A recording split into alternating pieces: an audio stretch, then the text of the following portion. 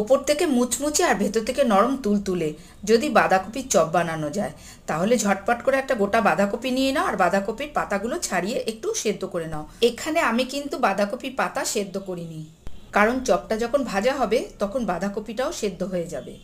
প্রথমে একটা খুব সুন্দর টেস্টি করে পুর তৈরি করে নাও। তারপরে বয়েল করা বাঁধাকপির পাতার মধ্যে ওই যে টেস্টি করা পুর তৈরি করেছি সেই পুরটা ওই পাতার মধ্যে দিয়ে রোল তৈরি করে নেব। তারপরে অপর একটি পাত্রের মধ্যে চালের গুঁড়ো, বেসন, কালো জিরা, জোয়ান, লবণ, লঙ্কার গুঁড়ো দিয়ে একটা ব্যাটার তৈরি করে নিই। এখানে আমি একটা কথা বলে রাখি, পুরটা তৈরি করেছিলাম একদম ভেজিটেবিলের চপ যেরকম খেতে হয়, পুরটা ঠিক সেরকম টেস্টি করে তৈরি করেছিলাম। ওই ব্যাটারে বাঁধাকপির রোলটা ডুবিয়ে তারপরে ছাকা তেলের মধ্যে ভেজে তুলে নাও।